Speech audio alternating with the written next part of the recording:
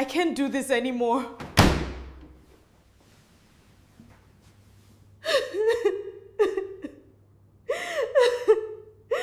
I slammed the bathroom door shut before anyone could see the tears.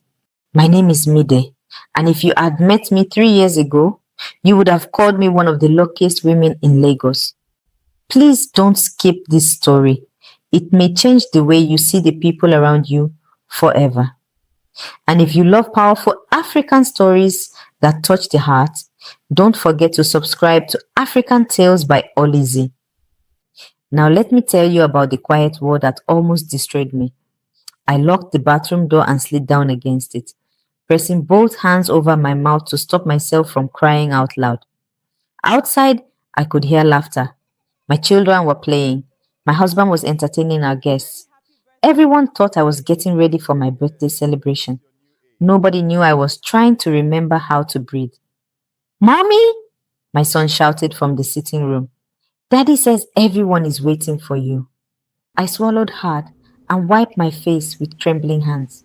I'm coming, I called back. I am The coming. lie rolled off my tongue so naturally that it frightened me. These days, everything came naturally. Smiling, laughing, pretending, especially pretending.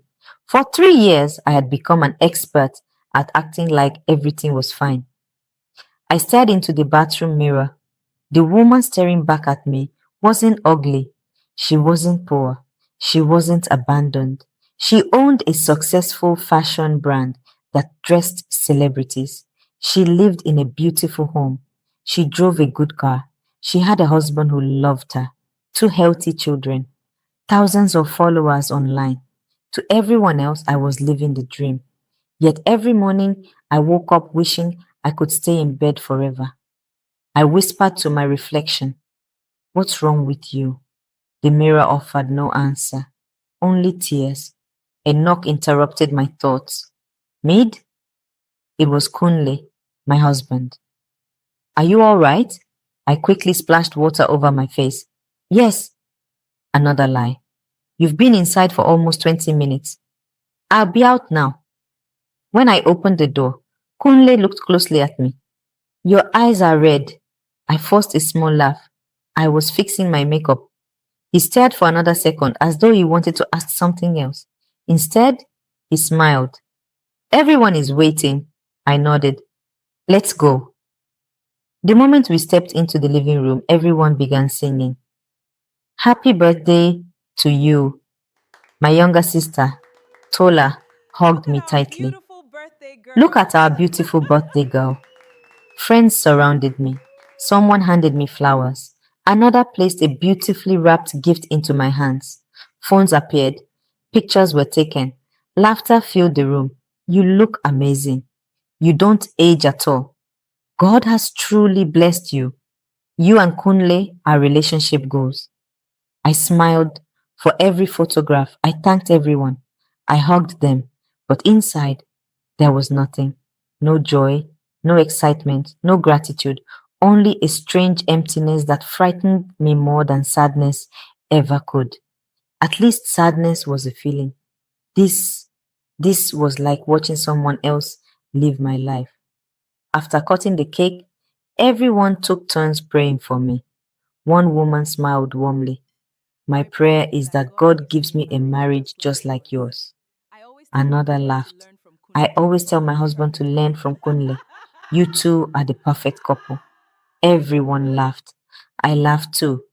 But inside, I wanted to scream. If only they knew. If only they knew I had spent almost an hour crying before coming downstairs. If only they knew how exhausting it was to smile. That night, after the guests had gone home, I sat quietly on the edge of our bed.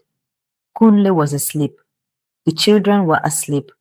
The entire house was silent, but my mind refused to rest. The familiar voices returned. You're failing. You're a terrible mother. Everyone will be disappointed if they discover who you really are. You're not enough. I covered my ears. The voices didn't stop. I had prayed. I had fasted. I had attended church faithfully. I had read Christian books. I had listened to sermons. So why did this darkness refuse to leave? The next morning, my alarm rang at 6. The moment I opened my eyes, I wished I hadn't. My body felt unbelievably heavy, as though invisible chains had wrapped themselves around my arms and legs. Getting out of bed felt impossible. Then I heard tiny footsteps racing toward my room. Mommy, my daughter Tenny, burst through the door wearing her school uniform. Mommy, we're going to be late. I forced myself to sit up. She looked at me carefully. Mommy, were you crying? My heart skipped. I smiled immediately. No, baby. Mommy's just tired. She accepted my answer without another question. Children believe what their parents tell them, even when their little hearts know something isn't right. After dropping the children at school, I drove to my office. My receptionist greeted me with her usual bright smile. Good morning, Ma. Good morning. Before I could enter my office, my assistant rushed toward me. We got the contract. I blinked. What contract? She laughed. The hotel project. They just called. We won it. Suddenly, the entire office erupted into applause. Staff members cheered. Someone popped open a bottle of juice. Everyone expected me to celebrate. Instead, I simply smiled. Thank you, everyone. Inside, nothing, not even happiness. I quietly walked into my office and locked the door. Then I leaned against it before sliding down onto the floor. Tears filled my eyes once again. What is happening to me? I whispered. I had spent years building this business. This contract should have been one of the happiest days of my career. Instead, I felt like a stranger trapped inside someone else's success. A soft knock came at the door. Ma? It was my assistant. Yes? Are you okay? I quickly stood, wiped my face and cleared my throat. I'm fine. The biggest lie of my life. That evening, while driving home through Lagos traffic, my phone rang. It was Tola. Big sister. I forced excitement into my voice. How are you? I'm fine, she replied. But that's not why I called. She paused. Then she asked quietly, No. How are you really? For one brief moment, I almost told her everything. That I cried almost every day. That I no longer recognized myself. That I was drowning while everyone around me kept congratulating me for knowing how to swim. Instead, I laughed. You worry too much. She didn't laugh. Mide, if something is wrong, you don't have to carry it alone. After we ended the call, I pulled over before the traffic light changed. Then I broke down. Not because life was hard, but because pretending that it wasn't had become unbearable. I didn't know it then. The following Monday, I woke up with the same heaviness pressing against my chest. For a long time, I stared at the ceiling. The alarm kept ringing. I switched it off. 5 minutes later, it rang again. I switched it off once more. Nothing in me wanted to move. Outside, I could hear Kunle helping the children get ready for school. Mommy isn't coming, Tenny asked. Let mommy rest, Kunle replied gently. His voice broke my heart. This wasn't the woman he married. After they left, I remained in bed. Hours passed. My phone rang several times. Customers, staff members, friends. I ignored every call. Then someone knocked on the bedroom door. Mide? It was Kunle. I came back. I quickly wiped my eyes. Why? I forgot my laptop. He walked in, picked it up, then stopped. The room was dark. The curtains were still closed. I was still wearing the same clothes from the previous night. He looked at me for a long moment. Then he asked the question I had feared for months. Mide, are you okay? I'm fine, he sighed. No, his voice cracked. You're not. I looked away. I don't know what's wrong with me. Those words escaped before I could stop them. Silence filled the room. Then Kunle sat beside me. You've been disappearing right in front of me. Tears rolled down my cheeks. I've tried to fight it. I know. I've prayed. I know. I've fasted. I know. I keep asking God what's wrong with me. Kunle reached for my hand. Mide, what if you're carrying something you weren't meant to carry alone? I broke down. Not the quiet tears I had mastered over the years. Real sobs. The kind that left my body shaking. For the first time in 3 years, It's okay, someone Mide. saw me I've got you. and I Just stopped breathe. pretending. Just breathe. That evening, Tola came over. Kunle had called her. When she walked into the living room, she didn't hug me immediately. She simply looked at me.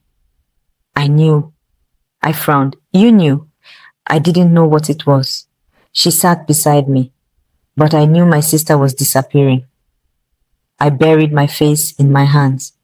I've become a terrible Christian. She quickly held my shoulders. Don't ever say that. But if I really trusted God, Mide, her voice became firm. If your blood pressure was high, would you say you don't trust God because you took medicine?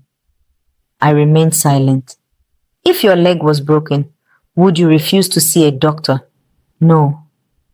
Then why are you treating your mind differently? Her words landed somewhere deep inside me. For years I had believed my struggle meant my faith wasn't strong enough. Maybe I had been wrong. The following day, Kunle drove me to a psychologist. I almost turned back. What if someone sees me? sees me? He squeezed my hand. What if someone What if someone seeing you getting help saves their own life one day? I looked at him. Then I nodded. The consultation lasted almost 2 hours. The psychologist listened without interrupting. She asked gentle questions. She never judged me. When I finished speaking, she smiled kindly. Mide, I held my breath. You've been carrying the symptoms of depression and anxiety for a long time. The words echoed inside my head. Depression. Not weakness, not failure, not punishment. Depression. I cried harder than I ever had. Not because I was ashamed, but because for the first time, my pain had a name. Healing wasn't instant. The next morning, I still struggled to get out of bed. Some days I smiled. Some days I cried. Some days I did both within the same hour. There were days I cancelled meetings, days I forgot appointments, days I felt guilty for simply existing. But something had changed. I was no longer fighting alone. Kunle attended some therapy sessions with me. He learned that saying just be happy wasn't helpful. Instead, he would ask, what do you need today? Sometimes my answer was simple, a hug. Other times, please just sit beside me. He did, without trying to fix me, without judging me, just being there. That became one of the greatest gifts he ever gave me. Even the children noticed small changes. One evening, Tenny climbed onto my lap. Mommy? Yes? I like it when you laugh again. I hugged her tightly. So do I, sweetheart. Months passed, little by little. Life began returning. Not all at once. Healing rarely happens that way. It came quietly. One honest conversation, one counseling session, one prayer, one walk outside, one good night's sleep, one small victory at a time. Then came the invitation that changed everything. My church was organizing a women's conference. The coordinator called me. Mide, we'd love you to share a testimony about your business success. I almost said yes. That was the easy story, the polished story, the Instagram story. But something inside me whispered, tell the truth. I stood on the stage looking at hundreds of women. My prepared speech remained inside my handbag. Instead, I took a deep breath. My name is Mide. The room became quiet. Many of you think I'm here because my business is successful. A few women smiled. But that's not the testimony I came to share. You could hear a pin drop. For 3 years, my voice trembled. I cried almost every day. Several faces changed. I smiled in photographs while secretly praying I wouldn't wake up the next morning. Some women lowered their heads. I loved God. I loved my family. But I was battling depression. The room became completely silent. I thought asking for help meant I didn't have enough faith. Tears filled my eyes. I was wrong. God met me through prayer. He comforted me through His word. And He also helped me through people who refused to let me suffer in silence. When I finished speaking, no one clapped. Not immediately. Women were crying. Then one lady slowly walked toward me. She couldn't have been older than 30. She hugged me tightly. Through tears, she whispered, I was planning to end my life tonight. My heart stopped. She continued crying, but hearing your story made me realize I'm not alone. I held her as tightly as she held me. In that moment, I understood something I would never forget. Sometimes the most powerful testimony isn't how strong you were, it's how honest you became. That day, dozens of women stayed behind. Some spoke about depression, others about anxiety. One admitted she hadn't smiled genuinely in years. Another confessed she had been pretending for so long that she no longer knew who she really was. We cried, we prayed, we hugged. No masks, no pretending, just healing. Today, when people tell me I have the perfect life, I smile. Not because my life is perfect, but because I've learned that perfection was never the goal. Peace was, healing was, truth was. I still have difficult days, but they no longer define me. I ask for help when I need it. I pray. I rest. I laugh without forcing it. I cry without feeling ashamed. Most importantly, I no longer fight my battles in silence. If you're listening to my story today and you're carrying a pain nobody else can see, please hear me. You are not weak. You are not broken beyond repair. You are not alone. Sometimes the bravest thing you can ever say is, I am not okay. Because healing often begins with honesty. If this story touched your heart, share it. Someone may be fighting a battle in private. African stories can heal, inspire, and transform. So like, comment, and subscribe to African Tales by Ollyzee. Until our next story, remember this: the strongest people are not those who never fall. They are the ones who finally stop pretending they never did.